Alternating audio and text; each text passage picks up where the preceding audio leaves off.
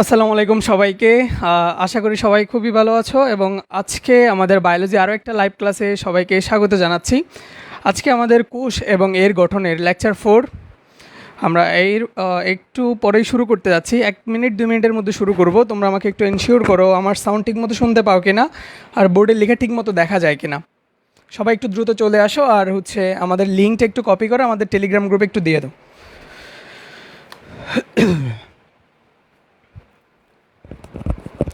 সবাই একটু দ্রুত চলে আসো। আমি একটু চেক করে নিই আমার সাউন্ড ঠিক মতো শুনতে পাও কিনা। আজকে আমরা প্রোটোপ্লাস্ট এবং প্রোটোপ্লাজম নিয়ে আলোচনা করব। প্রোটোপ্লাস্ট,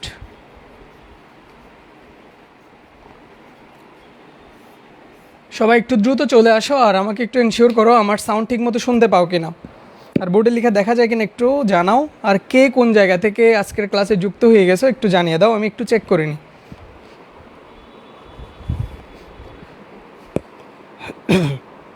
সাকিব আলী তাহিল, ওয়ালাইকুম আসসালাম। সবাই একটু দ্রুত চলে আসো।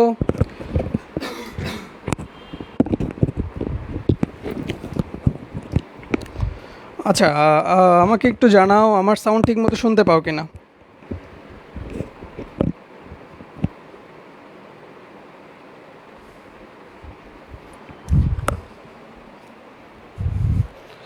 আর ক্লাসের লিঙ্কটা একটু কপি করে বিভিন্ন গ্রুপগুলোতে দিয়ে দাও আর লিঙ্কটা একটু শেয়ার করে দাও। ফ্রেন্ডদেরকে একটু সবাই মেনশন করে দাও। এগুলো তো প্রতিদিন বলতে হয় না, যেহেতু ফ্রি ক্লাস। ফ্রেন্ডদেরকে সবাই একটু বেশি বেশি মেনশন করো আর লাইভটা একটু শেয়ার করে দাও। আজকের টপিকটা ইম্পর্ট্যান্ট সিকিউর জন্য। আজকে আমরা ফ্লুইড মোজাইক মডেলটা পড়ার চেষ্টা করব। এর আগের এমসিকিউতে বা জ্ঞানমূলক অনুধাবনে কী কী কোয়েশ্চেন আসে পুরো টপিকটার একদম ডিটেলসে আমরা পড়াশোনা করব ইনশাল্লাহ। সো সবাই একটু দ্রুত জয়েন হয়ে যাও। যারা আগের ক্লাসগুলো করতে পারো নাই তারা আমাদের ফিল সায়েন্স পেজে পেয়ে যাবা বা ইউটিউবেও ক্লাসগুলো আস্তে আস্তে আপলোড করা হবে। তোমরা ফিল সায়েন্স পেজের মধ্যে একেবারে তোমরা ফিজিক্স, কেমিস্ট্রি, বায়োলজি, ম্যাথ এবং আইসিটির এক মাসে প্রায় যতগুলো লাইভ ক্লাস হয়ে গেছে সবগুলোর লিঙ্ক পেয়ে যাবা। একটা পোস্টে সবগুলো সিরিয়াল অনুযায়ী সাজানো আছে। সো কেউ যদি ক্লাসগুলো করতে পারো না এর মধ্যে, ক্লাসগুলো আস্তে আস্তে করে শেষ করে ফেলো। মাঝখানে একটু লং টাইম গ্যাপও পেতে পারো, সেটা হচ্ছে ঈদের বন্ধ। ঈদের বন্ধের মধ্যে শুধু খাওয়া দাওয়া না করে যাদের ক্লাসগুলো গ্যাপ পড়ে গেছে বা ক্লাসগুলো করতে পারো নাই তারা ক্লাসগুলো শুরু করে দিতে পারবা। ওকে, আমরা পড়াশোনার দিকে যাই। আশা করি সবাই ঠিক মতো দেখতে পাচ্ছ।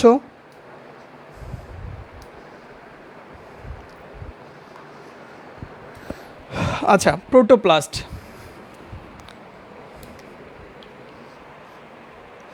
ওকে, যদি কোনো দেখতে অসুবিধা হয় আমাকে জানাও।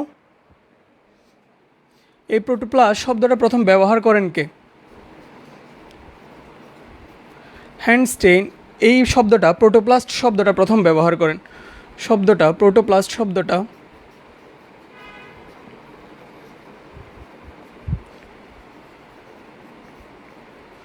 প্রথম ব্যবহার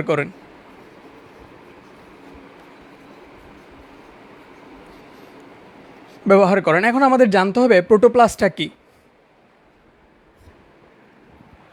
আচ্ছা, যদি সাউন্ড যদি শুনতে না পাও একটু কমেন্টে জানাও।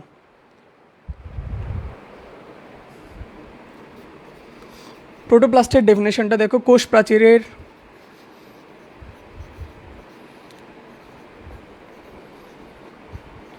প্রাচীরের নিচে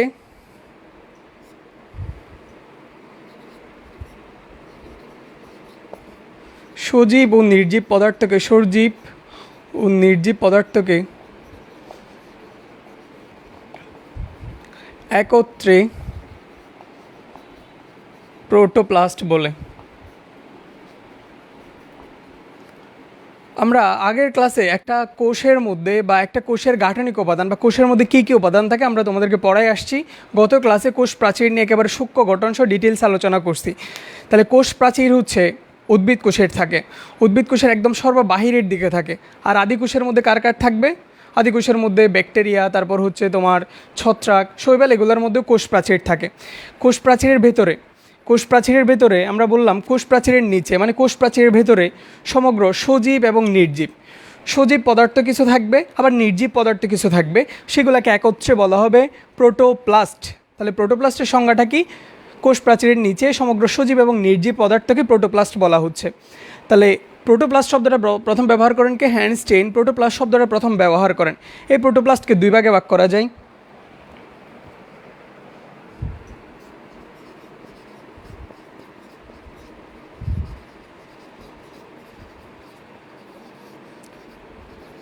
দুই ভাগে ভাগ করা যায়। একটা দেখো হচ্ছে সজীব, একটা হচ্ছে সজীব উপাদান, আরেকটা হচ্ছে নির্জীব। সজীব যেটা, সজীবটাই হচ্ছে প্রোটোপ্লাজম। সজীবটা কি? সজীবটা হচ্ছে প্রোটোপ্লাজম। তাহলে সমগ্র সজীব এবং নির্জীব পদার্থকে একত্রে বলা হচ্ছে প্রোটোপ্লাস্ট। তাহলে প্রোটোপ্লাস্টের মধ্যে সজীব উপাদানও আছে, আর একটা আছে হচ্ছে নির্জীব উপাদান। এই সজীব উপাদানটাই হচ্ছে প্রোটোপ্লাজম। প্রোটোপ্লাজমের মধ্যে আমরা কী কী লিখছিলাম মনে আছে কিনা দেখো তো? প্রোটোপ্লাজমের মধ্যে কী কী ছিল? কোষ ঝিল্লি, সাইটোপ্লাজম, নিউক্লিয়াস। কোষ ঝিল্লি, সাইটোপ্লাজম, নিউক্লিয়াস, তিনটাকে এক হচ্ছে আমরা বলছিলাম প্রোটোপ্লাজমের অংশ, মানে কোষের জীবিত উপাদান। কোষের মৃত উপাদানের মধ্যে একটা ছিল কোষ প্রাচীর, আর কোষের নির্জীব উপাদানের মধ্যে কী ছিল? কোষের নির্জীব উপাদানগুলো কী আসলে? কোষের নির্জীব উপাদান হচ্ছে কোষের বিপাকীয় বিক্রিয়ার ফলে সৃষ্ট পদার্থগুলো। কোষের মধ্যে যে প্রতিনিয়ত রাসায়নিক বিক্রিয়াগুলো সংঘটিত হচ্ছে, কিছু পদার্থ এখানে জমা হচ্ছে, কিছু পদার্থ নিঃসৃত হচ্ছে, আর কিছু বর্জ্য পদার্থ হিসেবে থাকে। যেমন সঞ্চিত পদার্থের মধ্যে আমি এখানে লিখতেছি। তাহলে নির্জীব পদার্থের মধ্যে কী কী উপাদান থাকতে পারে? যেমন আমরা নির্জীবের মধ্যে পড়ছিলাম সঞ্চিততে কী কী, এটা লেখার দরকার নাই, যে যারা আগের ক্লাস করছো তাদের মনে থাকারই কথা। তোমরা মনে থাকলে একটু কমেন্টে জানাও তো। নির্জীব উপাদানের মধ্যে বা নির্জীব পদার্থের মধ্যে সঞ্চিত পদার্থ হিসেবে কী কী ছিল? সঞ্চিত পদার্থ আমরা মনে রাখার জন্য সংক্ষেপে বলছিলাম প্রোকালি। তাহলে প্রোকালিতে কী ছিল? Protein, carbohydrate, lipid. Protein, carbohydrate, lipid. নির্জীব উপাদানের মধ্যে বা নির্জীব পদার্থের মধ্যে ছিল নিঃসৃত পদার্থ। নিঃসৃত পদার্থের মধ্যে আমরা মনে রাখার জন্য বলছিলাম হাইপেন।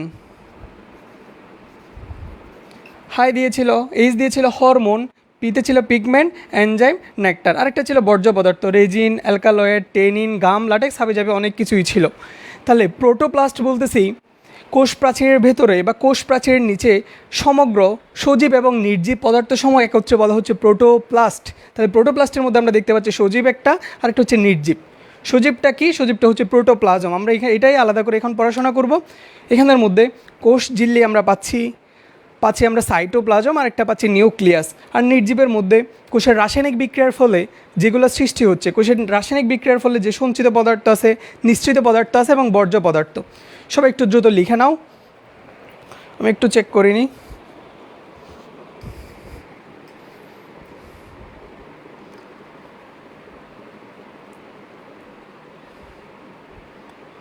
ওকে, অনেকে যুক্ত হয়ে গেছে আমাদের সাথে।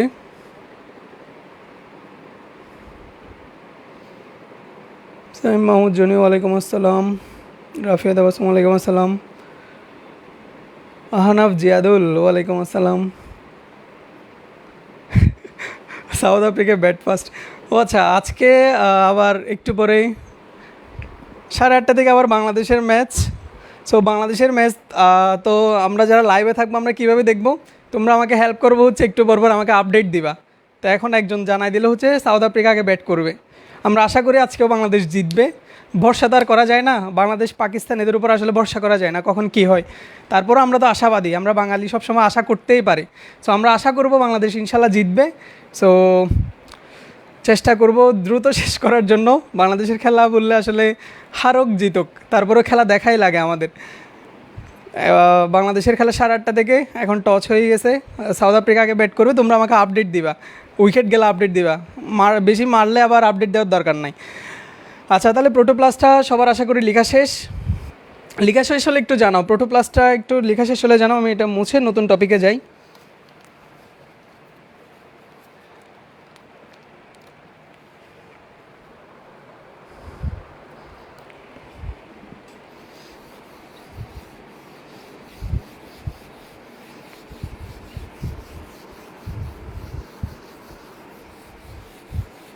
সবাই একটু ফ্রেন্ডদেরকে মেনশন করে দাও, ফ্রি ক্লাস যেহেতু, সবাই আমরা একসাথে মিলে ক্লাসগুলো করি।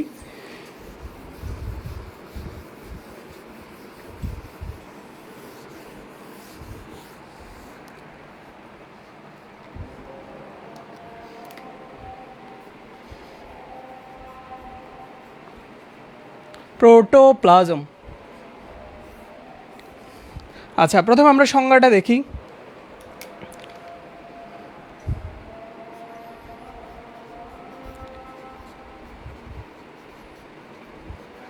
জীবকোষের অভ্যন্তরে অর্ধস্বচ্ছ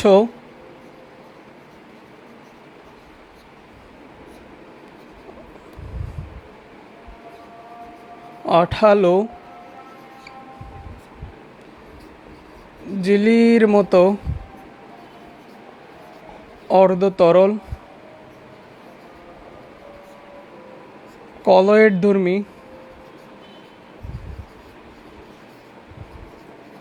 পদার্থ। আমি সংজ্ঞাটাকে পয়েন্ট আকারে লিখছি, পয়েন্ট আকারে লিখো, মুখস্থ করতে সুবিধা। এখন যদি আমি এক লাইনে সংজ্ঞাটা লিখে দিই, সংজ্ঞাটা লিখলে হচ্ছে মুখস্থ করতে একটু অসুবিধা হয়ে যায়। আসলে আমি নিজেও ওইভাবে পড়ে আসছি, কিন্তু দেখা যায় এটা মুখস্থ করতে একটু সময় লাগে। মানে রিডিং পড়তেছি মুখস্থ হচ্ছে না। তুমি যখন পয়েন্টগুলো ভাগ করে করে বুঝে বুঝে পড়বা, মুখস্থ করা অনেক বেশি ইজি। তাহলে কোষের অভ্যন্তরে কেমন অর্ধস্বচ্ছ আঠালো এবং জেলির মতো অর্ধতরল। তাহলে অর্ধস্বচ্ছ আঠালো জেলির মতো অর্ধতরল। এরপর দেখো কলয়েডধর্মী পদার্থ। কলয়েডধর্মী পদার্থ, কলয়েডধর্মী পদার্থকে আমরা বলতেছি প্রোটোপ্লাজম। তাহলে সংজ্ঞাটা আমি কিভাবে লিখতে পারি? জীবকোষের অভ্যন্তরে অর্ধস্বচ্ছ আঠালো জেলির মতো অর্ধতরল। তাহলে এটা পদার্থটা এখানে দিয়ে 3টা শব্দ পাচ্ছ, অর্ধস্বচ্ছ, আঠালো এবং অর্ধতরল। তাহলে যেহেতু প্রোটোপ্লাজম কোষের অভ্যন্তরেই থাকবে, কোষের ভেতরেই থাকবে, তাহলে কোষের অভ্যন্তরে অর্ধস্বচ্ছ আঠালো জেলির মতো অর্ধতরল কলয়েডধর্মী। এই যত পদার্থ আছে পদার্থগুলোকে 2 ভাগে ভাগ করা যায়। পদার্থগুলোকে আমরা কলয়েড এবং ক্রিস্টালয়েড, আমরা কেমিস্ট্রিতেও পড়বা। কলয়েড ক্রিস্টালয়েড কি? সাধারণত 1 থেকে যদি 100 ন্যানোমিটার হয়, 1 থেকে 100 ন্যানোমিটার হলে সেটাকে আমরা বলতেছি কলয়েডধর্মী, বা কলয়েডের সাইজ হচ্ছে 1 থেকে 100 ন্যানোমিটার। আর এর চেয়ে ছোটো যে পদার্থগুলো 1 ন্যানোমিটারের চেয়ে কম হলে সেটাকে আমরা বলতেছি ক্রিস্টালয়েড। তাহলে এটা কেমন? 1 থেকে 100 ন্যানোমিটার সাইজের মধ্যে একটা পদার্থ কলয়েডধর্মী। যে পদার্থটা, বা কলয়েডধর্মী সজীব পদার্থ বলতে পারো, সজীব যেহেতু জীবিত, সজীব পদার্থকে আমরা বলতেছি প্রোটোপ্লাজম। তাহলে সংজ্ঞাটা কীভাবে লিখবা? জীবকোষের অভ্যন্তরে অর্ধস্বচ্ছ আঠালো অর্ধতরল কলয়েডধর্মী সজীব পদার্থকে বলা হচ্ছে প্রোটোপ্লাজম। আশা করি সংজ্ঞাটা তোমরা বুঝছো। আচ্ছা, আমার আরও ছোটো করে লিখতে হবে। এই একটা সংজ্ঞা লিখলে বোর্ডে মুছে দেওয়া লাগতেছে।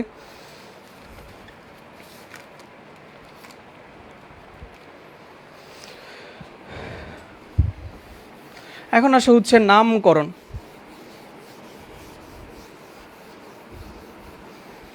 প্রথম দিকের প্রোটোপ্লাজমের সঙ্গে এগুলো জ্ঞানমূলকের জন্য দরকার। আর এখন আমরা যেগুলো লিখবো সেগুলো এমসিকিউ, নামকরণ হাবিজাবি। এখানে অনেকগুলো নাম, অনেক বেশি ইনফরমেশন। আসলে যখন একটা টপিক পড়তেছি, এখানে অনেকগুলো আমরা 2-3 জন বিজ্ঞানীর নাম পড়তেছি, কোনটার আবিষ্কারক কে শব্দটা প্রথম ব্যবহার করেন, হাবিজাবি অনেক কিছুই পড়তেছি। যখন আমরা রিভিশন দিতে যাব তখন আমরা বলে দিব আসলে কোনটা বেশি ইম্পর্টেন্ট। তুমি নিজেই চিন্তা করো, এখান থেকে কি একটা অধ্যায় থেকে 10টা এমসিকিউ কখনো আসবে, কখনো আসবে না। তোমার বোর্ড পরীক্ষায় অধ্যায় আছে বোটানিতে 12টা, কোয়েশ্চেন এমসিকিউতে আসে কয়টা? 25টা। তাহলে 25টার মধ্যে এক অধ্যায় থেকে যদি প্রতি অধ্যায় থেকে যদি কোয়েশ্চেন হয়, তাহলে আসার সর্বোচ্চ সম্ভাবনা একটা অধ্যায় থেকে 2টা থেকে 3টা। তাহলে এখানে আমরা প্রতিটা টপিক, যেমন আজকে আমি প্রোটোপ্লাজম পড়াবো, এখানে তোমাকে আমি এমসিকিউর জন্য ইম্পর্টেন্ট বলবো প্রায় 15, 20টা, 30টা। তাহলে এতগুলো পড়ার দরকারটা কি?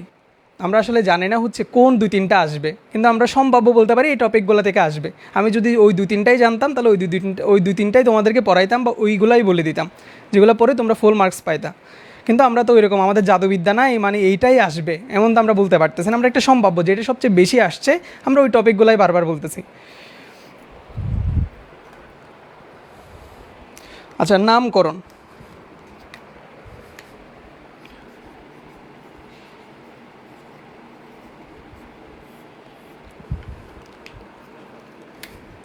নামকরণের মধ্যে খেয়াল করো, জেলির মতো যে পদার্থটা, জেলির মতো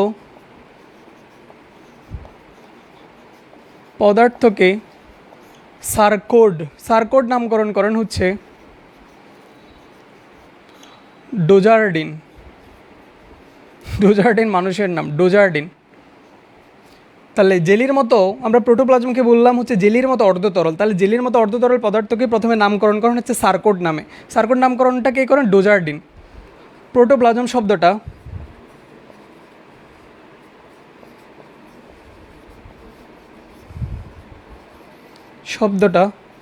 প্রথম ব্যবহার করেন হচ্ছে পারকিনজে।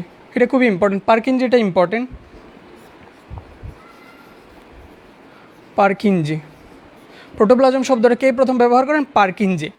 এরপরে আসে হচ্ছে প্রোটোপ্লাজমকে বলা হয় জীবনের ভৌত ভিত্তি বা ফিজিক্যাল বেসিস অফ লাইফ।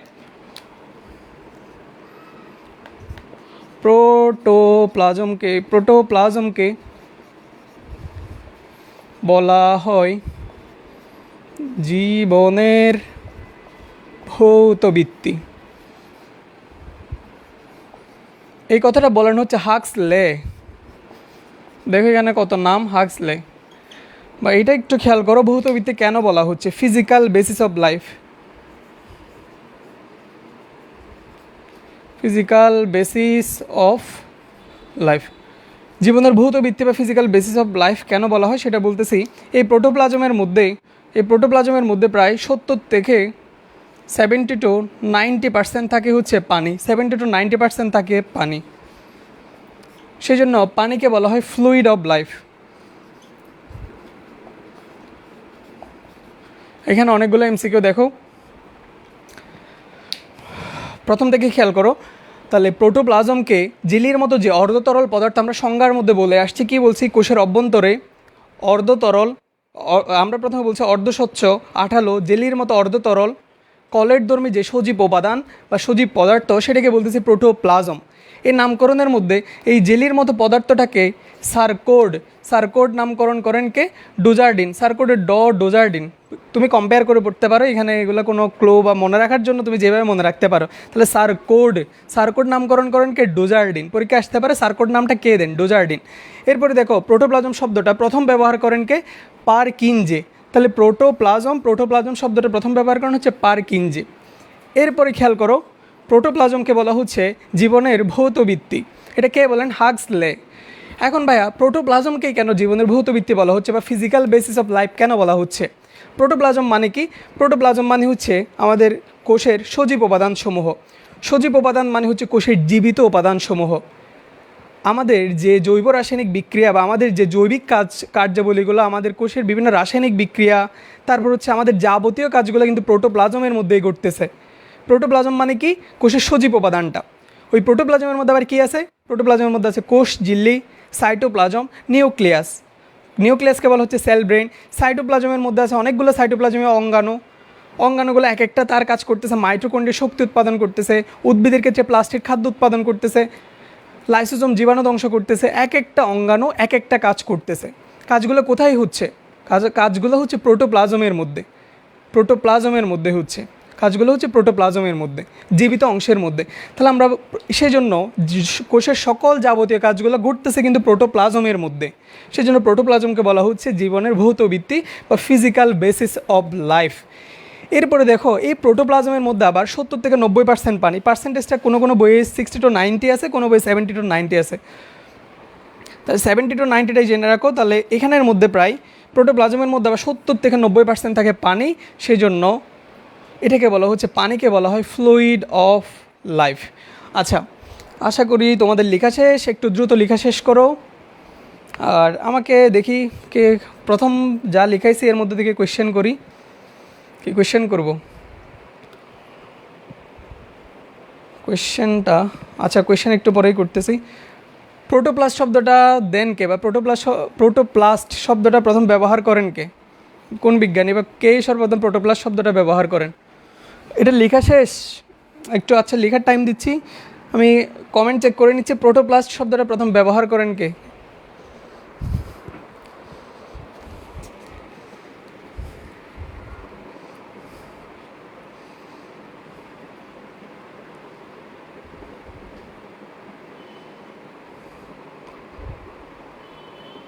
সবাই একটু দ্রুত কমেন্ট করো। দুইজনের উত্তর পেয়ে গেছি। প্রথম রাজকুমার সুশীল হ্যান্ডস্টেইন, ভেরি গুড। উম্মে কুলসুম হ্যান্ডস্টেইন, ওকে। আশা করি সবার এইটুক লেখা শেষ। সবাই একটু দ্রুত লেখা শেষ করো। লেখা শেষ হলে একটু আমাকে জানাও, বা লেখা শেষ হলে একটু জানাও।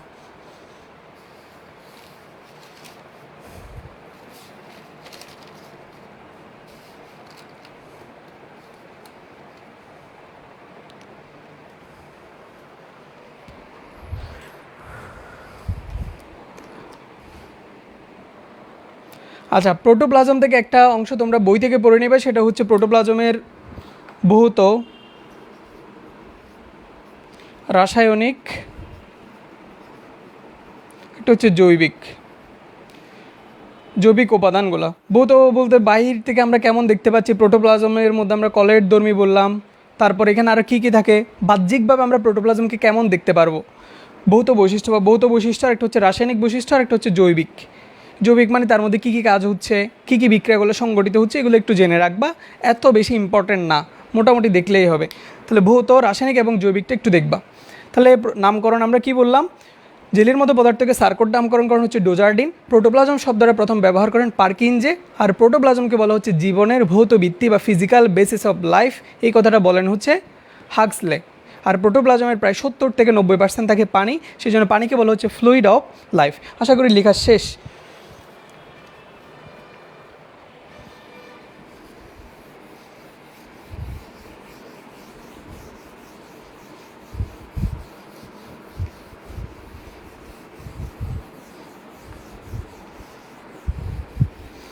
ও, সাউথ আফ্রিকা কি ব্যাটিংয়ে নামছে আমাকে জানাও, রান কত করছে, উইকেট গেছে কিনা জানাও, যারা খেলা দেখতেছো।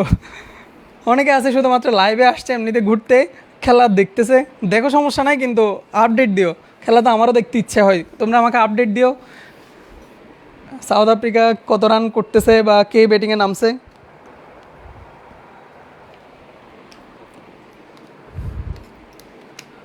প্রোটোপ্লাজমের চলন, এরপর আসে হচ্ছে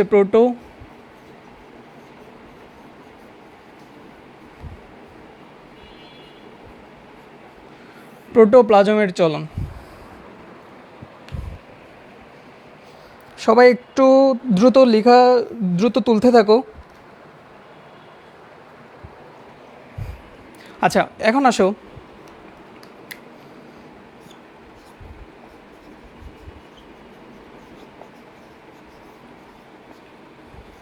কোষ প্রাচীরযুক্ত প্রোটোপ্লাজমের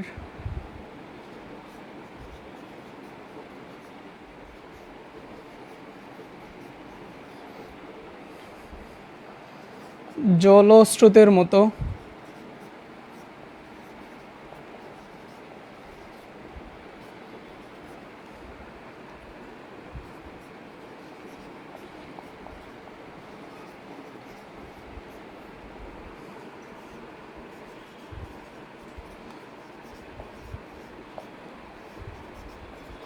আবর্তন বা সাইক্লোসিস।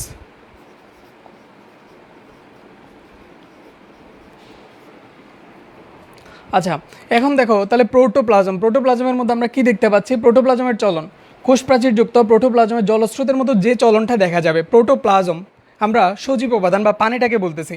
তাহলে পানিটা কি করবে, পানিটা হচ্ছে, আর পানি যেহেতু প্রবাহী, এটা চলাচল করতে থাকবে।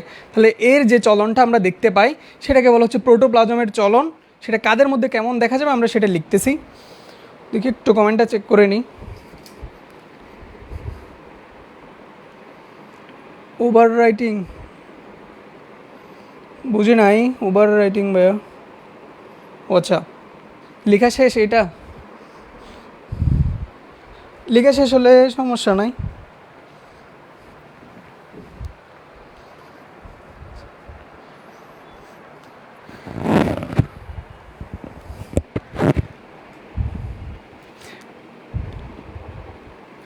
তাহলে খেয়াল করো, প্রোটোপ্লাজমের চলনটা কোষ প্রাচীরযুক্ত প্রোটোপ্লাজমে জলস্রোতের মতো বা জলস্রোতের যে চলন দেখা যায়, জলস্রোতের মতো না, জলস্রোতের যে চলন দেখা যায় তাকে বলা হচ্ছে আবর্তন বা সাইক্লোসিস। তাহলে আমরা বলতেছি প্রোটোপ্লাজম কোষের সজীব উপাদানটা হচ্ছে প্রোটোপ্লাজম। আর প্রোটোপ্লাজমের মধ্যে কি বললাম, 70 to 90% থাকে পানি। 70 to 90% যেহেতু পানি থাকতেছে, আর আমরা জানি পানি হচ্ছে একটা প্রবাহী পদার্থ, এটা চলাচল করবে, এটা কোনো একটা স্থির থাকবে না, এটা হচ্ছে ঘুরতে থাকবে বা চলাচল করবে। তাহলে এই যে প্রোটোপ্লাজম, এই পানিটা যে চলাচল করতেছে সেটাকে বলা হচ্ছে আবর্তন বা সাইক্লোসিস। আবর্তন এখানে দুই ধরনের, যে আবর্তনটা করতেছে, আবর্তন হচ্ছে দুই প্রকার,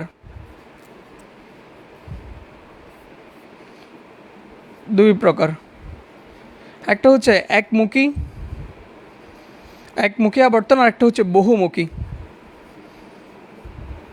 একমুখী আর একটা হচ্ছে বহুমুখী। একমুখীটা কি আর বহুমুখীটা কি খেয়াল করো।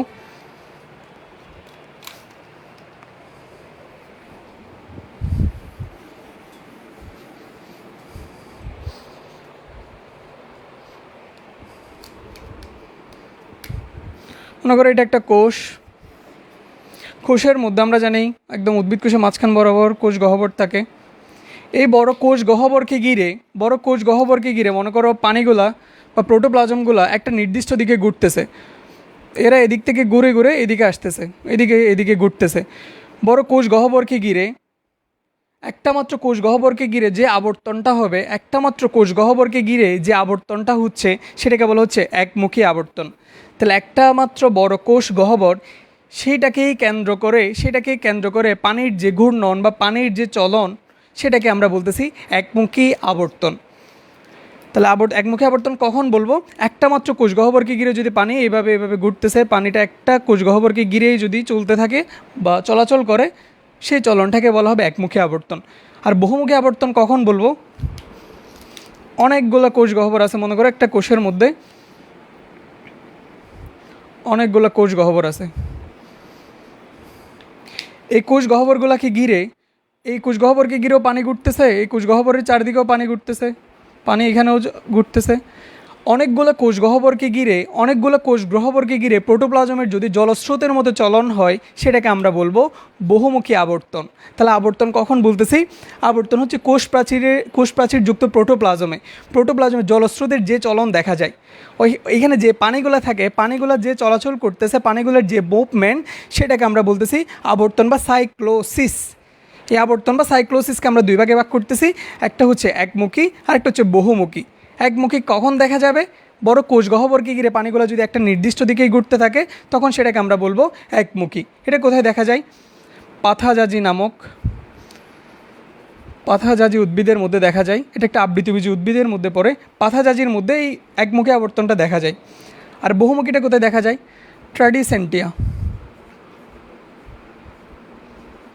ট্র্যাডিসেন্টিয়ার মধ্যে দেখা যায় হচ্ছে তোমার বহুমুখী আবর্তন।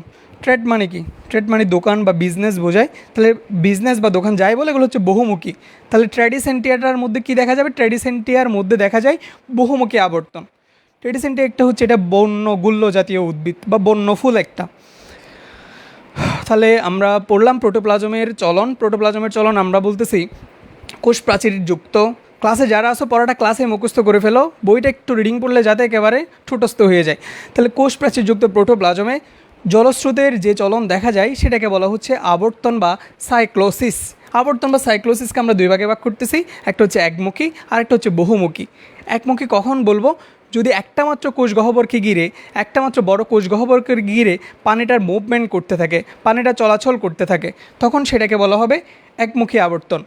আর যদি অনেকগুলো কোষ গহ্বরকে ঘিরে পানিটা ঘুরতে থাকে বা চলাচল করতে থাকে, ওই আবর্তনটাকে বলা হবে বহুমুখী আবর্তন।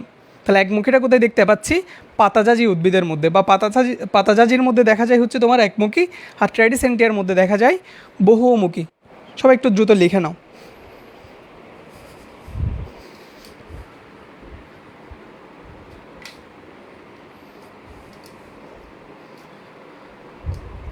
এসআইএম আমি এই ক্লাসের আজকে জানলে হবে?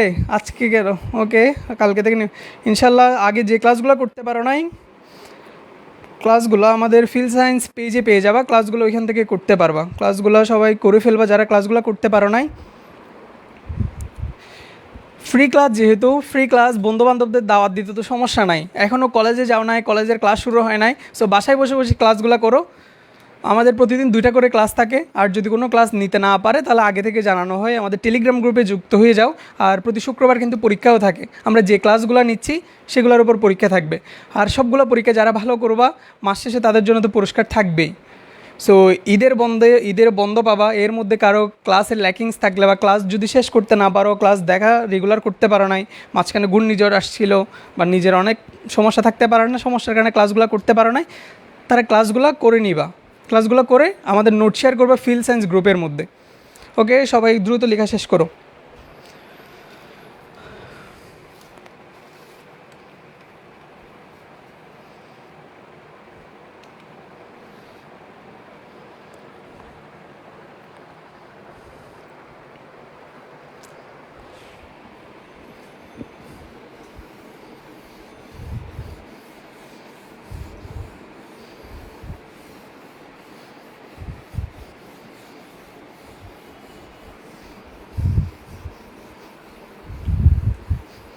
দেখি আমাকে বলো, ফ্লুইড অফ লাইফ বলা হয় না, বলো হচ্ছে প্রোটোপ্লাজমের মধ্যে পানির পরিমাণ কতটুকু?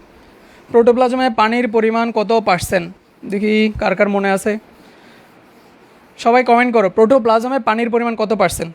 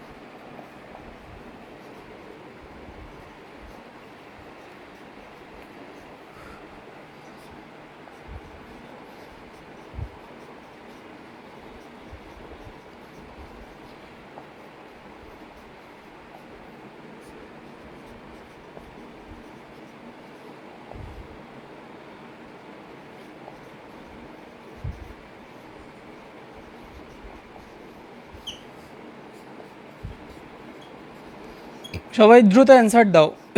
প্রোটোপ্লাজমে পানির পরিমাণ কত পার্সেন্ট?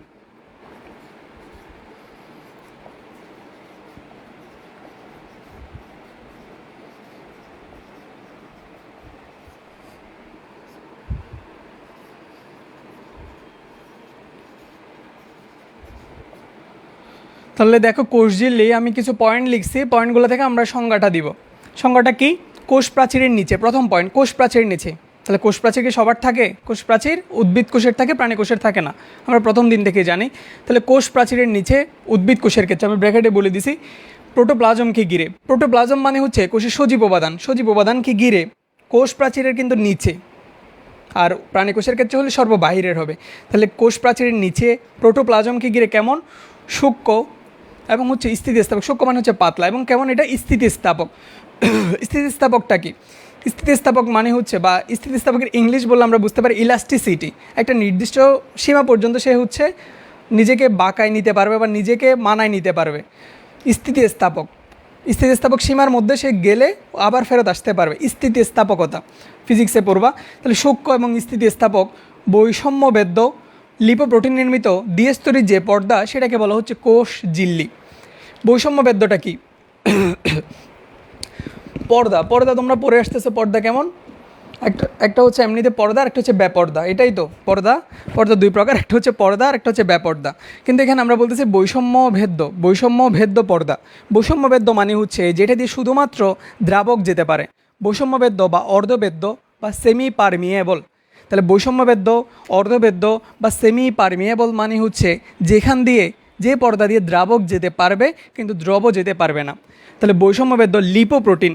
লিপোপ্রোটিন শব্দের মধ্যে আমরা দেখতে পাচ্ছি লিপো মানে হচ্ছে লিপিড, প্রোটিন মানে হচ্ছে প্রোটিন। তাহলে লিপিড এবং প্রোটিন নির্মিত দ্বিস্তরী একটা পর্দা, সেটাকে বলা হচ্ছে কোষ ঝিল্লি। তাহলে সংজ্ঞাটা কীভাবে দিতে পারি? কোষ প্রাচীরের নিচে প্রোটোপ্লাজমকে ঘিরে সূক্ষ্ম ও স্থিতিস্থাপক বৈষম্যবেদ্য লিপোপ্রোটিন নির্মিত দ্বিস্তরী যে পর্দা, তাকে বলা হয় কোষ ঝিল্লি। কোষ ঝিল্লি। সবাই একটু দ্রুত লিখো। আমার এর আগের কোয়েশ্চেনের অ্যান্সার কে কে করছে একটু দেখে নিই।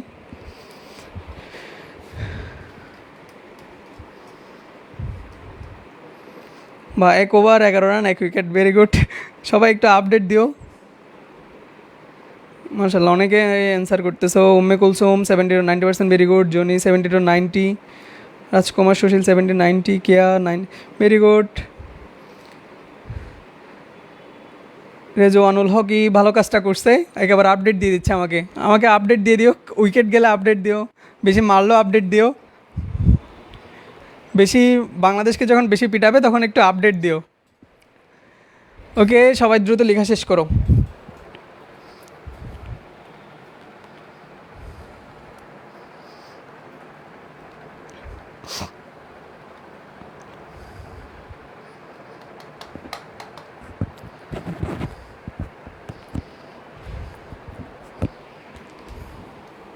নিচে দেখা যাবে, আশা করি দেখা যাবে।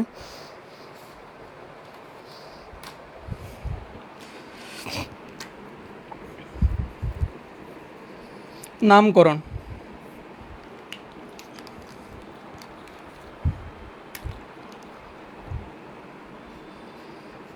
Curl Nageli, Cramer. Karl Nageli এবং ক্রেমার প্লাজমা মেমব্রেন নামকরণ করেন। প্লাজমা মেমব্রেন নামকরণ করেন। তাহলে কোষঝিল্লিকে প্লাজমা মেমব্রেন নামকরণ হচ্ছে কার্ল নাগেলি এবং ক্রেমার। আমাকে বলো তো প্রোটোপ্লাজম শব্দটা প্রথম কে ব্যবহার করেন? প্রোটোপ্লাজম শব্দটা কে ব্যবহার করেন জানাও?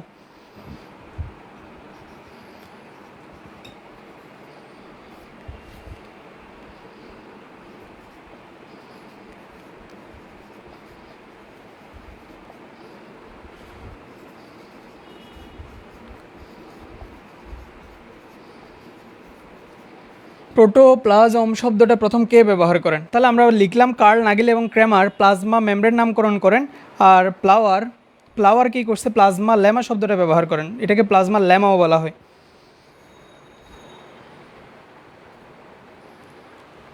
নিচে কি দেখা যাবে অন্য নাম?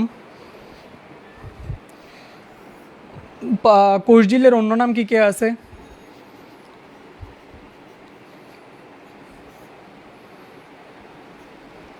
প্লাজমা মেমব্রেন,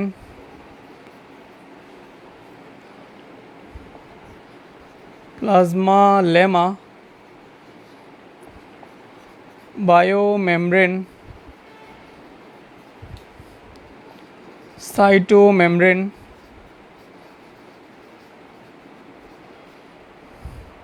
আরও অনেক নামে এটাকে ডাকা হচ্ছে। Plasma membrane, plasma lemma, bio membrane, cyto membrane.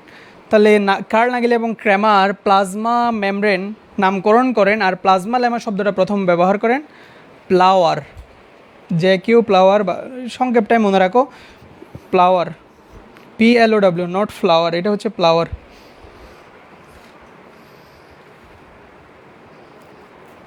সবাই একটু দ্রুত লেখা শেষ করো।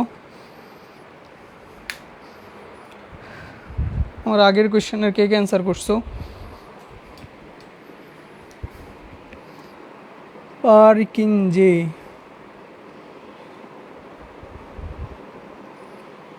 Very good. যারা অ্যান্সার করতেছো, লাইভে উপস্থিতি কমলে কেমনে হবে? উম্মে কুলসুম সবার আগে অ্যান্সার করছে পারকিনজে, কেয়া পারকিনজে, সাইদুর রহমান জানি পারকিনজে, ভেরি গুড। ওকে, আশা করি এইটুক লেখা শেষ। তাহলে আমরা কোষঝিল্লির সংজ্ঞাটা দেখলাম, তারপর হচ্ছে নামকরণ এবং হচ্ছে অন্য নাম। এখন হচ্ছে কোষঝিল্লির গঠন। কোষঝিল্লির কী কী গঠন আছে এবং কে কে দেন?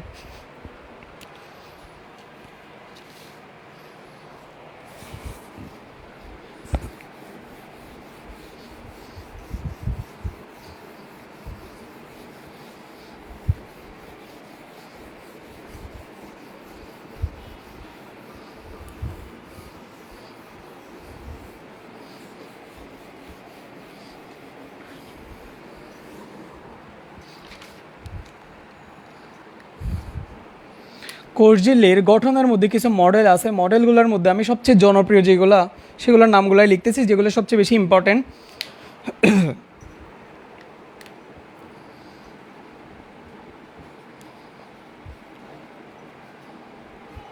Sandwich model,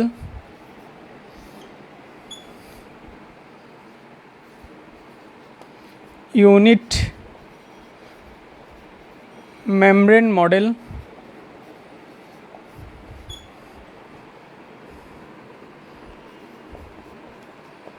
fluid mosaic model, এছাড়াও ব্যানসন মডেল, তারপর আরও অনেকগুলো মডেল পড়বা, কিন্তু এই তিনটা সবচেয়ে বেশি ইম্পর্টেন্ট। এর মধ্যে একটাকে স্টার দিয়ে রাখো, যত স্টার দেওয়া যায় সেটা দিয়ে রাখো। সেটা হচ্ছে এই ফ্লুইড মোজাইক মডেল। এটা সিকিউতে আসবে এবং আসবে এবং আসবে, না আসলেও লিখে দিবা ফ্লুইড মোজাইক মডেল। এটা তোমার অর্ধবার্ষিক পরীক্ষা, কলেজে যাওয়া মাত্রই সিটি পরীক্ষা বলো, অর্ধবার্ষিক পরীক্ষা বলো, বা ফার্স্ট ইয়ার ফাইনাল, বা টেস্ট পরীক্ষা, বোর্ড পরীক্ষা, যে কোনো পরীক্ষায় আসার সম্ভাবনা, বা এটা আসবেই তোমার জীবনে। আমার জীবনে আসবেই, লিখে রাখতে পারো, আমার জীবনে আসবেই এই ফ্লুইড মোজাইক মডেলটা। ওকে, খেয়াল করো স্যান্ডউইচ মডেল, এত পছন্দের মডেল। স্যান্ডউইচ মডেলটা কে নামকরণ করেন দেখো?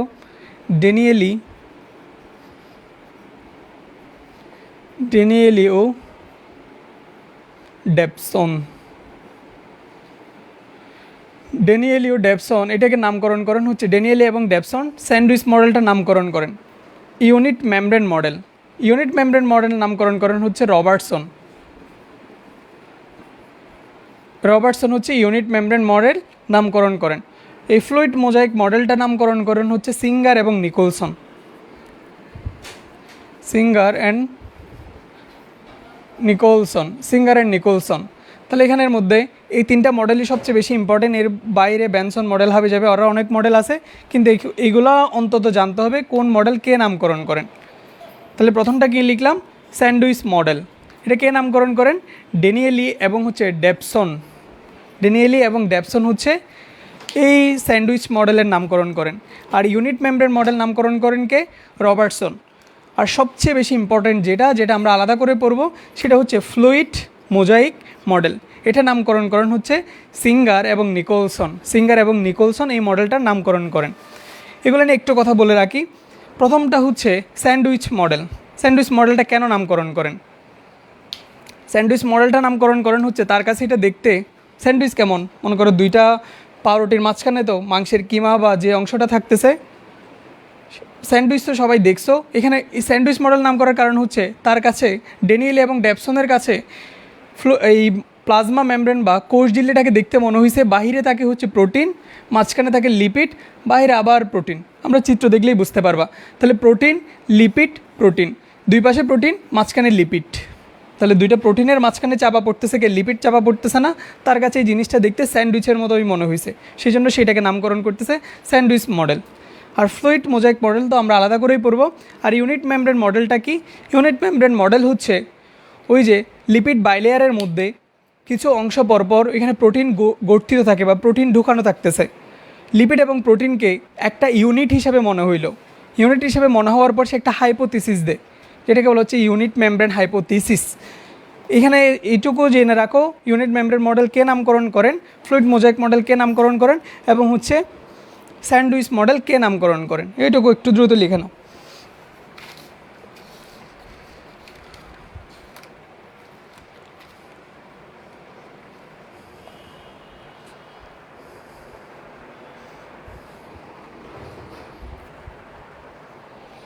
আশা করি লেখা শেষ। আচ্ছা, আমরা কোষঝিল্লির যদি একেবারে রাসায়নিক গঠন ওভারঅল দেখি, রাসায়নিক গঠন হিসেবে কী কী থাকে। রাসায়নিক গঠনের মধ্যে এখানে আমরা পাবো হচ্ছে তোমার প্রোটিন, লিপিড, কার্বোহাইড্রেট।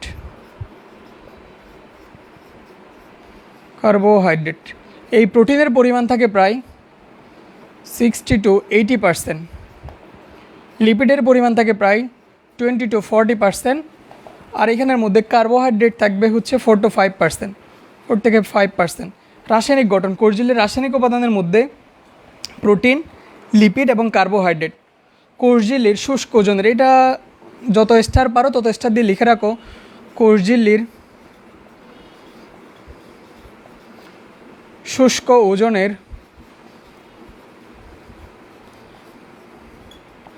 75% হচ্ছে 75% লিপিড। এটা এমসিকিউর জন্য বেশি ইম্পর্টেন্ট।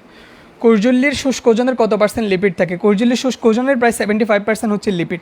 তাহলে রাসায়নিক গঠনের মধ্যে প্রধানত আমরা পাই প্রোটিন, লিপিড, কার্বোহাইড্রেট, পাশাপাশি নিউক্লিক অ্যাসিড, তারপর হচ্ছে বিভিন্ন লবণ, খনিজ উপাদানগুলো থাকবে। এইটুক একটু দ্রুত লিখে নাও। দক্ষিণ আফ্রিকার স্কোর জানাও, দক্ষিণ আফ্রিকার স্কোর কত? De Kock bowled by Tanzim. কিরে তানজিম সাকিবকে আজকে আগুন বল করতেছে নাকি? একটু পর তানজিম সাকিব, রেজাউনুল, থ্যাংক ইউ আবার আপডেট দেওয়ার জন্য। ও যে পিসে খেলাটা হচ্ছে সেটা আসলে স্কোর যদি 100 হয় না অনেক কষ্ট।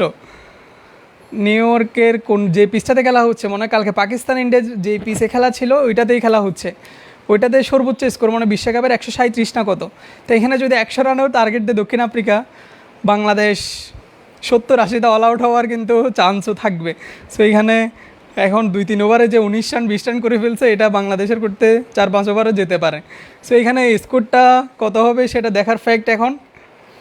তারপরেও আশা করতেছি বাংলাদেশ জিতবে, যেহেতু পরে যারা ব্যাটিং করে এইখানের মধ্যে পরে যারা ব্যাটিং করে সেটাও ভেঙে ফেললো কালকে পাকিস্তান, পরে ব্যাটিং করেই তারা হারছে। সমস্যা নাই, বাংলাদেশ খেলুক, আমরা চাই ভালো খেলুক, জিতা হারাটা ব্যাপার না দক্ষিণ আফ্রিকার সাথে। আচ্ছা, লেখা শেষ করো সবাই, একটু দ্রুত লেখা শেষ করো, লেখা শেষ হলে একটু জানাও দেখি তোমরা অ্যান্সার করো। কি অ্যান্সার করবা বলো? হচ্ছে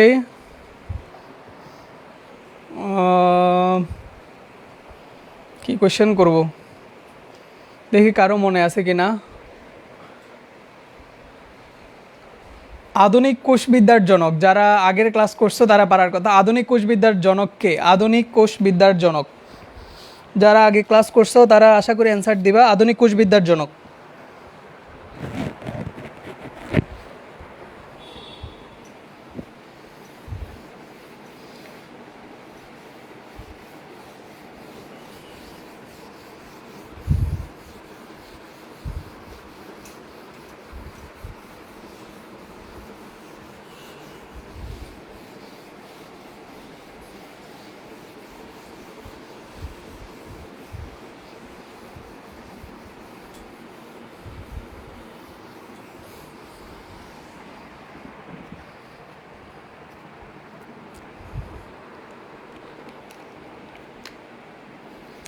ফ্লুইড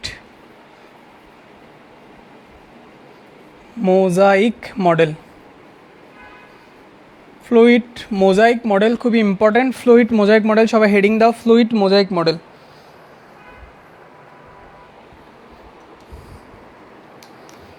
প্রথম আসে হচ্ছে গাঠনিক উপাদান।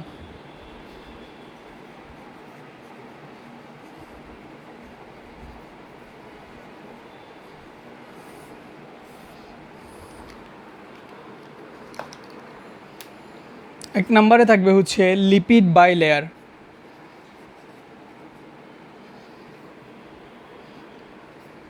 ফসফোলিপিড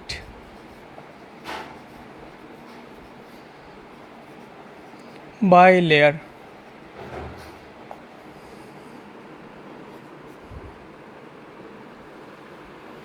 নম্বরে থাকবে হচ্ছে মেমব্রেন প্রোটিন।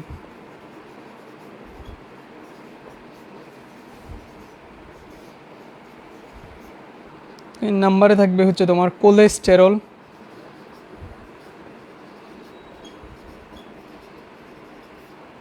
চার নম্বরে থাকবে হচ্ছে কার্বোহাইড্রেট। দেখি এর আগের কোয়েশ্চেনের কে কে অ্যান্সার করছো।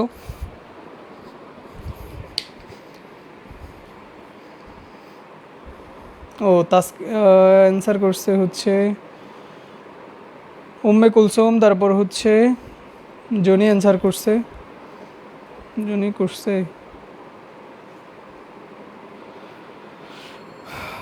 ও আবার আপডেট নিয়ে আসছে Rizwanul, bowled Taskin on fire, 3 over 5 ball 23 run 3 wicket. Answer করো, কোয়েশ্চেনের অ্যান্সার করো। সেটা ছিল হচ্ছে আধুনিক কোষবিদ্যার জনককে, দ্রুত অ্যান্সার করো।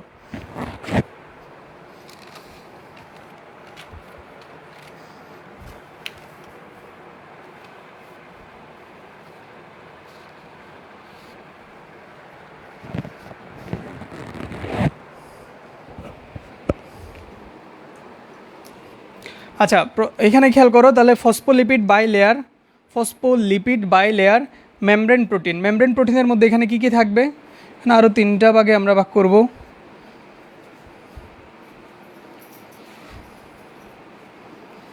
আইপিএল ইন্টিগ্রাল প্রোটিন, একটা হচ্ছে ইন্টিগ্রাল প্রোটিন।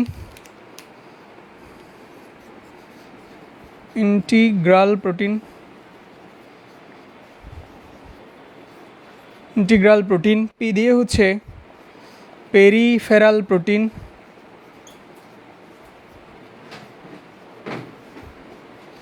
আর এল দিয়ে হচ্ছে লিপিড সম্পৃক্ত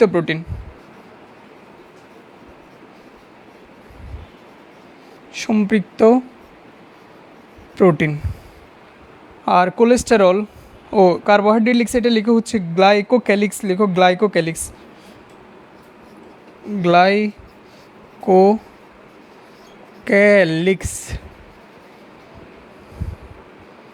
গ্লাইকোক্যালিক্সটা কী নিয়ে গঠিত হয়? গ্লাইকোপ্রোটিন এবং গ্লাইকোলিপিড নিয়ে। প্রোটিন, আরেকটা হচ্ছে গ্লাইকোলিপিড। নিচে দেখা যাবে না মনে হয়, গ্লাইকোপ্রোটিন, একটা হচ্ছে গ্লাইকোলিপিড। লিপিড আর কোলেস্টেরলটা প্রাণী কোষে বেশি থাকে, এটা প্রাণী কোষে বেশি থাকে, প্রাণী কোষে বেশি থাকে। আচ্ছা, উপাদানগুলো লিখো, তারপর আমি ক্লোডটা লিখে আমরা চিত্র এঁকে আজকের ক্লাসটা শেষ করব। গাঠনিক উপাদানের মধ্যে তাহলে আমরা 4 ধরনের উপাদান দেখতে পাচ্ছি। প্রথম যেটা, সেটা হচ্ছে ফসফোলিপিড বাইলেয়ার। ফসফো মানে ফসফেট থাকবে, ফসফেট আয়ন এখানে, লিপিড থাকবে, লিপিড বাই লেয়ার মানে এটা 2টা লেয়ারে থাকবে। মেমব্রেন প্রোটিনের মধ্যে আমরা এখানে পাবো ইন্টিগ্রাল প্রোটিন, পেরিফেরাল প্রোটিন, আর একটা হচ্ছে লিপিড সম্পৃক্ত প্রোটিন। আর কোলেস্টেরল যেটা প্রাণীকোষে বেশি পরিমাণে থাকে, গ্লাইকোক্যালিক্স মানে হচ্ছে বাহিরের দিকে থাকবে, আবরণ হিসাবে থাকে। গ্লাইকোক্যালিক্সটা গঠিত হয় গ্লাইকোপ্রোটিন এবং গ্লাইকোলিপিড নিয়ে। এই যে ফসফোলিপিড বাইলেয়ার, এখানে আমরা দেখতে পাই হচ্ছে, বা চিত্রটা দেখলেই বুঝবা, এখানে আমরা এমন একটা অংশ দেখতে পাই, একটা মাথা থাকে আর 2টা হচ্ছে লেজ থাকে, মাথা আর 2টা হচ্ছে লেজ। এই মাথাটা হচ্ছে ফসফেট হেড বলে, এটা হচ্ছে হেড, PO3 আয়ন, এটা হচ্ছে ফসফেট হেডটা হচ্ছে ফসফেট। এবং এটা কেমন, এই যে আয়ন, যেহেতু আদানের সৃষ্টি হচ্ছে, আর আমরা জানি পানিটা কেমন, পানিটা হচ্ছে একটা পোলার যৌগ, আর এটা যেহেতু আদানযুক্ত একটা যৌগ, আদানযুক্ত যৌগের মধ্যে দ্রবীভূত হয়, ডিজলভস লাইক, একই ধরনের পদার্থগুলো একই ধরনের পদার্থের মধ্যে দ্রবীভূত হয়। তাহলে এটা পানির মধ্যে যেহেতু দ্রবীভূত হবে, এই ফসফেটটা পানির মধ্যে দ্রবীভূত হবে, মানে পানিকে ভালোবাসবে। এটা কি করবে, পানিকে ভালোবাসবে। তাহলে পানিকে যদি ভালোবাসবে কাকে, পানিকে। আর পানি জাতীয় সব কিছুকে বলা হয় হাইড্রো। তাহলে যেহেতু পানিকে ভালোবাসতেছে, এটাকে আমরা বলতেছি হাইড্রোফিলিক। ফিলিক মানে ভালোবাসা, আকর্ষণ, সেটা তোমরা জানো। তাহলে এই ফসফেট অংশটা পানিকে আকর্ষণ করবে, পানিকে ভালোবাসবে, সেটাকে বলতেছে হাইড্রোফিলিক। আর যে টেইল অংশটা হচ্ছে লিপিড। এই টেইল অংশটা হচ্ছে লিপিডকে আমরা ভাঙলে কি পাই, তোমরা পরিপাকে গেলে পড়বো, আমরা পড়াবো। লিপিডকে আমরা ভাঙলে পাই হচ্ছে ফ্যাটি অ্যাসিড প্লাস গ্লিসারল পাই, গ্লিসারল। তাহলে এটা হচ্ছে ফ্যাটি অ্যাসিড, এই অংশটা হচ্ছে লিপিড, বা একেবারে বোঝার জন্য লিপিড।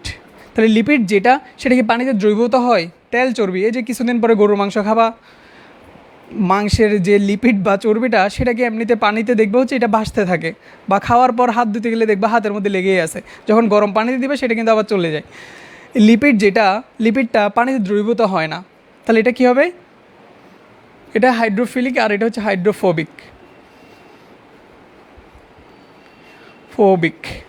একটা হাইড্রোফিলিক আর একটা হাইড্রোফোবিক। যেটা হাইড্রোফিলিক সেটা কিন্তু আবার লিপিড বা তেল চর্বিকে বিকর্ষণ করবে। যেটা হাইড্রোফিলিক সেটা কী হবে, একটা হচ্ছে হাইড্রোফিলিক আর একটা হচ্ছে আমরা দেখতেছি হাইড্রোফোবিক। তাহলে লাইপোফিলিক আর একটা হচ্ছে লাইপোফোবিক। একটা হচ্ছে লিপিডকে আকর্ষণ করবে আর একটা লিপিডকে বিকর্ষণ করবে। তাহলে যেটা ফিলিক, হাইড্রোকে ফিল করতেছে, সেটা লিপিডকে বিকর্ষণ করবে, আর যেটা পানিকে বিকর্ষণ করতেছে সেটা লিপিডকে আকর্ষণ করবে। তাহলে আমরা এখানে এই যে দেখতেছি ফসফেট হেড এবং ফ্যাটি অ্যাসিডের যে টেইল দেখতেছি, বা লিপিডের যে টেইল, এরকম আমরা কিছু অংশ দেখতে পারবো। এরকম আমরা চিত্রের মধ্যে একটু পরে দেখাচ্ছি। এরকম লেজ দিয়ে এখানে অনেকগুলো থাকবে, 2 পাশ থেকে 2টা লেয়ারে, উপরে নিচে এইভাবে লেসগুলো দেখবা, বইয়ের মধ্যেও একটা চিত্র দেওয়া আছে। তাহলে এই যে 2টা লেয়ার আমরা দেখতে পাচ্ছি, এখানে ফসফেট হেড এবং লিপিড, ফসফোলিপিড। তাহলে 2টা লেয়ারে থাকতেছে, সেই জন্য এটাকে বলা হচ্ছে ফসফোলিপিড বাই লেয়ার। এরপরে এখানে আমরা প্রোটিন দেখব। প্রোটিনের মধ্যে আছে হচ্ছে ইন্টিগ্রাল প্রোটিন, পেরিফেরাল প্রোটিন এবং হচ্ছে লিপিড সম্পৃক্ত প্রোটিন। কোলেস্টেরল থাকবে, গ্লাইকোক্যালিক্সটা গঠিত হচ্ছে গ্লাইকোপ্রোটিন এবং হচ্ছে গ্লাইকোলিপিড নিয়ে। আজকে আমাদের মেইন পড়াটা এখানে শেষ। আমরা চিত্রটা একটু দেখব, নেক্সট ক্লাসে আমরা আবার চিত্র থেকেই শুরু করব। চিত্রটা একটু আমরা আঁকার চেষ্টা করি, যেহেতু বাংলাদেশের খেলা, তোমাদের মন কিন্তু খেলার মধ্যেই, তোমাদের দোষ দিয়ে লাভ নাই, আমার মনও কিন্তু খেলার মধ্যেই এখন।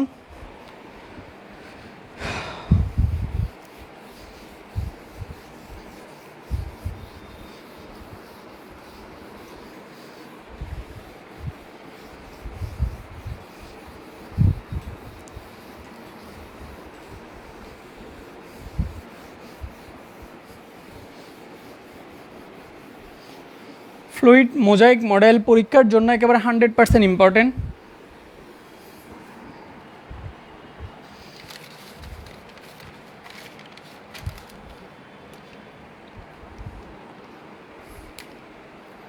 তাহলে আমরা আগে ফসফোলিপিডের ইয়েটা এঁকে নিই।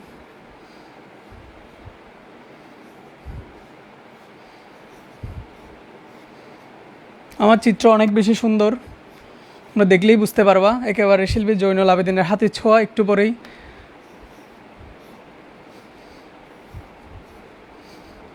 এই রে কী চিত্র আঁকতেছি এত সুন্দর, নিজের প্রশংসা নিজে না করলে হয়। আচ্ছা এখন দেখো এখানে আমরা তাহলে ফসফেট এবং হচ্ছে টেইলগুলো দেখতে পাচ্ছি, ফসফেট হেড এবং লিপিডের টেইল, তাহলে এটা নিচের দিকেও থাকবে।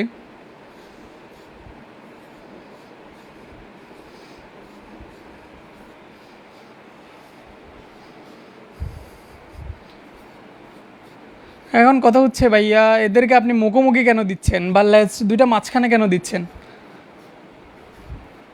লেজ দুইটা মাঝখানে দেওয়ার কারণ হচ্ছে এটা তো সাইটোপ্লাজমের মধ্যে থাকবে, সাইটোপ্লাজমের মধ্যে যে পানি আছে সে পানিটাকে আকর্ষণ করবে ফসফেট অংশটা আকর্ষণ করবে, আর যে লেজ অংশটা সেটা হচ্ছে হাইড্রোফোবিক বলছি, সেটা দূরের দিকে সরে যাবে। আচ্ছা এখানে খেয়াল করো, তাহলে আমরা প্রথমে বলছি উপাদান, গাঠনিক উপাদানের মধ্যে প্রথমে ছিল ফসফোলিপিড বাইলেয়ার। ফসফেট এবং লিপিডের দুইটা লেয়ার দেখতে পাচ্ছি, সেটাকে বলা হচ্ছে ফসফোলিপিড বাইলেয়ার। 2 নম্বর উপাদানের মধ্যে ছিল প্রোটিনের মধ্যে প্রথমে ছিল ইন্টিগ্রাল দুইজনের মধ্যেই থাকবে, দুইটা লেয়ারকে সংযুক্ত করবে যে প্রোটিনটা, সেটা হচ্ছে ইন্টিগ্রাল প্রোটিন। এখানের মধ্যে বড় করে একটা প্রোটিন দেখা যায়, ইন্টিগ্রাল প্রোটিন। তাহলে এইখানে যে বড় প্রোটিনটা দেখতে পাচ্ছি এটা হচ্ছে ইন্টিগ্রাল প্রোটিনের পর আরও দুইটা প্রোটিন ছিল, একটা পেরিফেরাল প্রোটিন আর একটা ছিল লিপিড সম্পৃক্ত প্রোটিন। পেরিফেরাল প্রোটিনটা কি? পেরিফেরি মানে হচ্ছে বাহিরের দিকে, এইখানে এর মধ্যে একেবারে বাহিরের দিকে করে এখানে কিছু প্রোটিন দেখা যাবে, এখানে কিছু প্রোটিন থাকে, এদিকে কিছু প্রোটিন থাকবে, বাহিরের দিকে কিছু প্রোটিন থাকবে।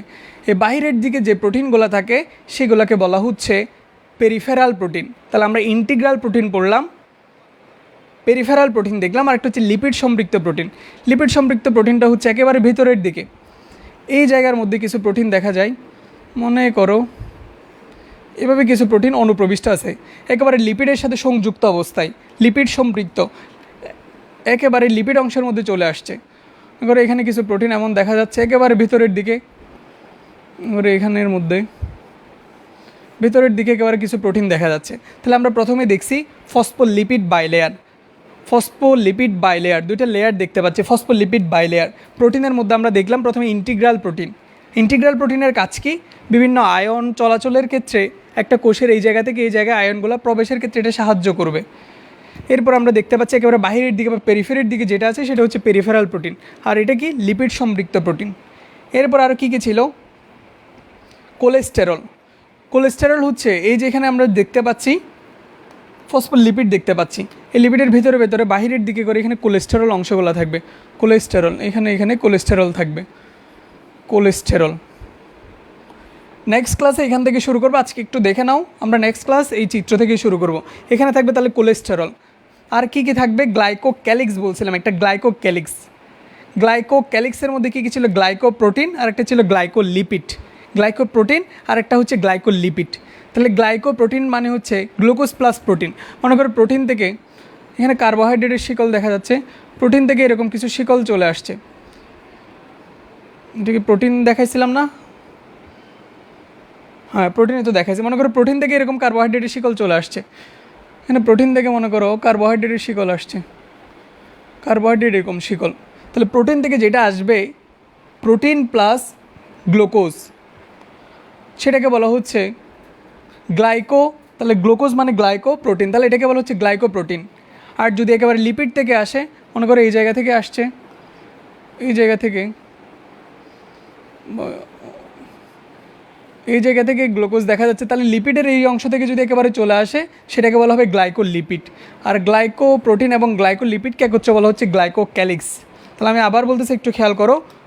ফ্লুইড মোজাইক মডেল, কেন ফ্লুইড মোজাইক মডেল বলা হয়, কেন আইসবার্গ মডেল বলা হয়, কেন এটার মধ্যে ফ্লিপ ফ্লপ মুভমেন্ট ঘটে, সেগুলো আমরা পরবর্তী ক্লাসে আলোচনা করব। তাহলে এখানের মধ্যে আমি যাই যে উপাদানগুলো বললাম, ফ্লুইড মোজাইক মডেল কে নামকরণ করেন বা ফ্লুইড মোজাইক মডেলটা দেন কে? সিঙ্গার এবং নিকোলসন ফ্লুইড মোজাইক মডেলটা নামকরণ করেন। এই ফ্লুইড মোজাইক মডেলের মধ্যে তোমরা আমাকে অ্যান্সার করো তো, ইউনিট মেমব্রেন মডেল নামকরণ করেন কে? ইউনিট মেমব্রেন মডেলটা কে দেন? ইউনিট মেমব্রেন মডেল কে দেন? এইখানের মধ্যে আমরা 4টা উপাদান দেখলাম। প্রথম উপাদান ছিল হচ্ছে ফসফোলিপিড বাইলেয়ার, 2 নম্বর উপাদান হচ্ছে মেমব্রেন প্রোটিন। মেমব্রেন প্রোটিনের মধ্যে একটা হচ্ছে ইন্টিগ্রাল প্রোটিন, আর একটা হচ্ছে পেরিফেরাল প্রোটিন বা সারফেস প্রোটিন। সারফেস মানে বাহিরের অংশে, একদম বাহিরের দিকে যেটা থাকবে সেটাকে বলা হচ্ছে পেরিফেরাল প্রোটিন বা সারফেস প্রোটিন। আর 3 নম্বর উপাদান হচ্ছে লিপিড সম্পৃক্ত protein, integral protein, peripheral protein, তারপর হচ্ছে লিপিড সম্পৃক্ত প্রোটিন। তাহলে আমরা প্রোটিন দেখলাম। এরপর এখানে কি আছে? কার্বোহাইড্রেট, এরপর আমরা কোলেস্টেরল, দুইটা ইয়ার মধ্যে ফসফোলিপিডের মধ্যে ভেতরের দিকে কোলেস্টেরল দেখতে পাচ্ছি। এরপরে আমরা বললাম গ্লাইকোক্যালিক্স। গ্লাইকোক্যালিক্সটা কী নিয়ে গঠিত? ক্যালিক্স মানে হচ্ছে আবরণ, বাহিরের দিকে থাকবে। গ্লাইকোক্যালিক্সটা গঠিত হচ্ছে গ্লাইকোপ্রোটিন এবং গ্লাইকোলিপিড নিয়ে। দেখি কে কে অ্যান্সার করছো।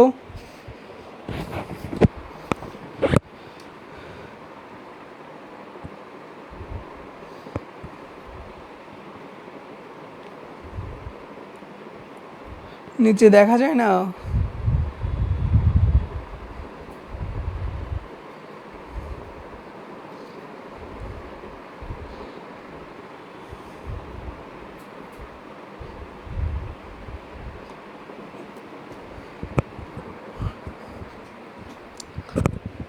ওকে, যারা অ্যান্সার করছো, আমি কমেন্ট আসতে একটু লেট হচ্ছে, আমি কমেন্ট দেখে নিব। আর যারা ক্লাসটা করতে পারো নাই, বাংলাদেশের খেলা যেহেতু আছে, অনেকে খেলা দেখতে চলে গেছে, সেজন্য আজকের ক্লাসটা এইটুকুই থাকুক। নেক্সট ক্লাস আমরা ইনশাল্লাহ আমরা ফ্লুইড মোজাইক মডেলের এই পোর্শন থেকে শুরু করব। এরপর আমরা সাইটোপ্লাজমিক অঙ্গাণুর দিকেই যাব। সাইটোপ্লাজমিক অঙ্গাণু শেষ হলে আমরা বংশগতীয় বস্তুগুলো নিয়ে আলোচনা করব। এই অধ্যায়টা একটু বিশাল এবং অনেক বেশি ইনফরমেশন। সো প্রতিদিনের ক্লাসগুলো প্রতিদিন শেষ করো। আর আবুল হাসান স্যারের বই থেকে প্রতিদিনের পোর্শনটা পড়ে নাও। বইয়ের বাহিরের যেটুকু লাগবে সেগুলো আমরা ক্লাসেই বলে দিব বা বলে দিচ্ছি অলরেডি। সো ক্লাসগুলো করলে আশা করি আর কিছু লাগবে না, এইটুকু আমাদের বিশ্বাস। তোমরা প্রতিদিনের ক্লাসগুলো প্রতিদিন শেষ করো। সবার জন্য অনেক বেশি শুভকামনা রইল। আজকের ক্লাসটা এটুকুই থাকুক। আসসালামু আলাইকুম।